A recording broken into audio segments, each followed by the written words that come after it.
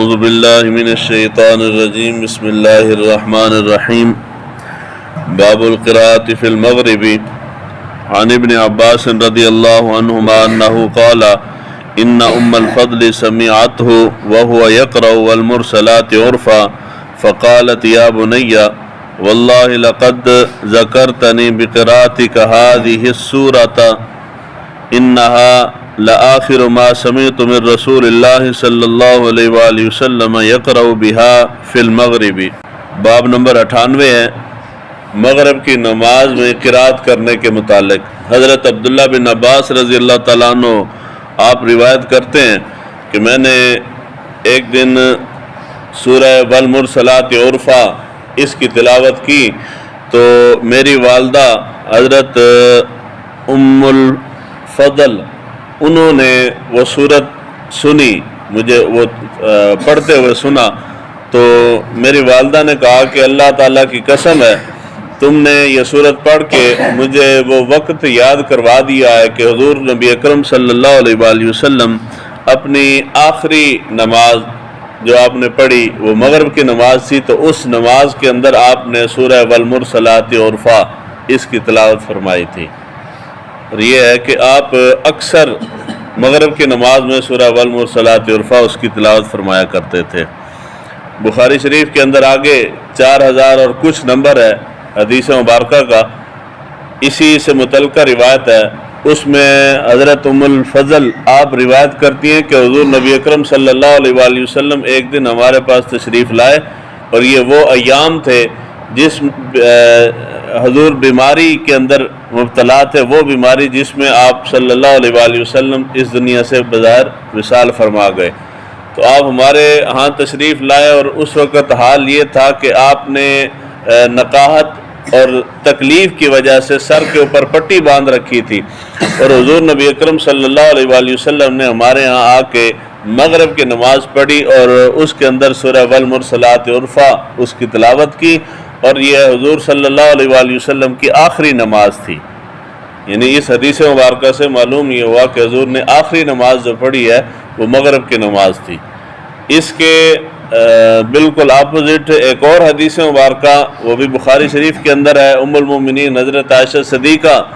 سلام اللہ علیہا آپ بیان فرماتی ہیں کہ حضور صلی اللہ علیہ وآلہ وسلم نے جو اپنی حیات مبارکہ میں آخری نماز پڑھی ہے وہ ظہر کی نماز تھی۔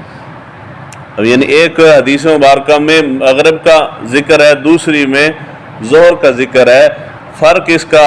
دونوں روایتیں درست ہیں، فرق صرف یہ ہے کہ جس روایت کے اندر حضرت ام الفضل بیان فرما رہی ہیں کہ آپ نے آخری نماز مغرب کی پڑھی ہے، اس سے مراد یہ ہے کہ حضور صلی اللہ علیہ وآلہ وسلم نے جو تنہا نماز پڑھی ہے آخری وہ مغرب کی تھی، یعنی جماعت کے علاوہ حضور نے گھر کے اندر جو نماز پڑھی ہے آخری وہ مغرب کی نماز تھی۔ اما عائشہ جو فرما رہی ہے کہ حضور نے آخری نماز ظہر کی پڑھی ہے تو وہ روایت بھی درست ہے، اس سے مراد وہ آخری ہے کہ جو حضور صلی اللہ علیہ وآلہ وسلم نے مسجد میں جا کے جماعت کروائی ہے، یعنی جماعت کے ساتھ آخری حضور نے ظہر کی نماز پڑھی ہے اور اکیلے جو آپ نے نماز پڑھی ہے وہ مغرب کی نماز ہے۔ اس کے بعد اس حدیث مبارکہ کے اندر حضرت ام الفضل ان کا ذکر ہے۔ حضرت ام الفضل جو ہیں یہ بڑی جلیل القدر صحابیہ تھی، حضور نبی اکرم صلی اللہ علیہ وآلہ وسلم کی چچی جان ہے، حضور کے چچا حضرت عباس رضی اللہ تعالیٰ عنہ ان کی زوجہ محترمہ ہیں، حضور کی چچی بنی، سگی چچی، اور حضور صلی اللہ علیہ وآلہ وسلم کی زوجہ محترمہ ام المومنین حضرت میمونہ رضی اللہ تعالیٰ عنہ ان کی ہمشیرہ ہیں، اور اسلام کے اندر سب سے پہلی خاتون جس نے اسلام قبول کیا ام المومنین حضرت خدیجہ الکبریٰ رضی اللہ تعالی عنہ ہیں، اور آپ کے بعد دوسرے نمبر پہ خواتین میں جس نے اسلام قبول کیا وہ یہ حضرت ام الفضل ہیں، یعنی یہ اتنی جلیل القدر صحابیہ ہیں۔ تو ان سے بہت ساری حدیث مبارکہ بھی مروی ہیں۔ رسول صلی اللہ علیہ وآلہ وسلم کا جس وقت وصال مبارک ہوا، یعنی وصال مبارک کے آخری ایام چل رہے تھے، تو اس کے متعلق روایات آگے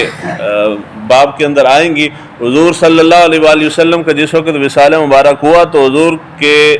دو مختلف روایتیں ہیں، ایک میں 30 غلاموں کا ذکر ہے اور ایک میں 63 غلاموں کا ذکر ہے کہ حضور صلی اللہ علیہ وآلہ وسلم نے وصال مبارک سے پہلے جتنے آپ کے غلام تھے حضور نے سارے غلام آزاد فرما دیے تھے، اور اس کے بعد حضور صلی اللہ علیہ وآلہ وسلم کے گھر مبارک کے اندر 7 درہم کل رقم موجود تھی۔ حضور نے وصال مبارک سے پہلے وہ ساری کی ساری رقم جو ہے وہ غرباء میں تقسیم فرما دی تھی، اور جس وقت حضور صلی اللہ علیہ وآلہ وسلم کی وصال مبارک ہوا ہے اس وقت گھر کے اندر معاشی حالت یہ تھی کہ اس رات کو گھر میں دیا جلانے کے لیے تیل نہیں تھا۔ اما عائشہ صدیقہ سلام اللہ علیہا نے گھر میں چراغ میں تیل جلانے کے لیے بھی پڑوسی سے ادھارا تیل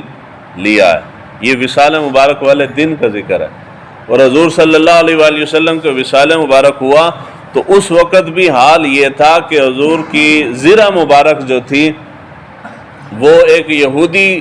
کے ہاں رکھی ہوئی تھی، جس کے عوض حضور صلی اللہ علیہ وآلہ وسلم نے اس یہودی سے قرضہ لیا تھا، یعنی گروی رکھی ہوئی تھی۔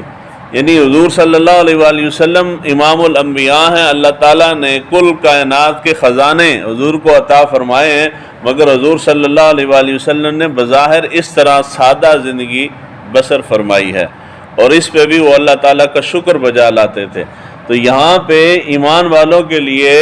سنت اور طریقہ اور ہدایت یہ ہے کہ جس وقت انسان دیکھے کہ اب میری زندگی، ویسے بھی زندگی میں صدقات و خیرات اور اللہ تعالیٰ کی راہ میں خرچ کرنا چاہیے، لیکن جب انسان دیکھے کہ میں اب زندگی کے آخری کنارے پہ کھڑا ہوں اور میں جانے والا ہوں، تو اس وقت اس کو چاہیے کہ اپنے معاملات کلیئر کر کے جائے، قرضے شرزے دے کے جائے، جتنا صدقہ خیرات انسان کر سکتا ہے وہ کر کے جائے اللہ تعالیٰ کی راہ میں۔ بعد والوں نے جو صدقہ کرنا ہے وہ انسان جو اپنے ہاتھ سے کرتا ہے اس کے برابر نہیں ہو سکتے، وہ پتہ نہیں کس طرح کریں گے، کس رقم سے کریں گے، کس نیت سے کریں گے بھی یا نہیں کریں گے۔ اس زمانے میں یہ بھی بڑا مسئلہ ہے، اس لیے جب انسان جوان ہے تو اس کو امید ہوتی ہے کہ میں بوڑھا ہو جاؤں گا، پھر بندہ بوڑھا ہو جاتا ہے تو پھر وہ سمجھتا ہے کہ نہیں میں فلانے دا بیاہ دیکھ کے جانا ہے، فلانے دا بھی دیکھ کے جانا ہے۔ تو یہ گارنٹی کسی کی نہیں ہے کہ جی کون سا شادی دیکھ کے جائے گا۔ اس لیے جیسے جیسے عمر ڈھلنا شروع ہو جائے تو مومن کی نشانی اور مومن کی علامت یہ ہے کہ وہ اپنی آخرت کی تیاری شروع کر دے۔ یہاں بندہ بستر مرگ پہ پڑا ہے، آخری سانس چل رہے ہیں، تب بھی وہ اپنے معاملات کلیئر نہیں کرتا، اس کو امید ہوتی ہے میں ٹھیک ہو کے تو پھر ہٹا کٹا ہو جاؤں گا۔ اور اس میں سب سے بڑی چیز، اہم ترین چیز، وہ لوگوں کے حقوق جو ہم نے غصب کر رکھے ہیں، چاہے وہ مال ہو، چاہے خصوصاً زمینیں ہم غصب کی ہوئی ہوتی ہیں۔ جس بندے نے حقوق غصب کیے ہوئے ہوتے ہیں اس کی موت جو ہے وہ بڑی مشکل ہوتی ہے، وہ موت جو ہے وہ بڑی اوکھی نکلتی ہے، سانس بڑی اوکھی نکلتی ہے۔ تو وہ بستر پہ پڑا رہے گا، ساری تکلیفیں مشکلات برداشت کرتا رہے گا، مگر اتنا خیال آخری لمحے، آخری بستر مرگ پہ پڑے ہوئے شخص کو بھی ہم میں لوگوں کو نہیں آتا کہ وہ اپنے معاملات کلیئر کر دے۔ اور ساری زندگی کھایا، چلو اب بندہ کہہ دیتا ہے کہ یار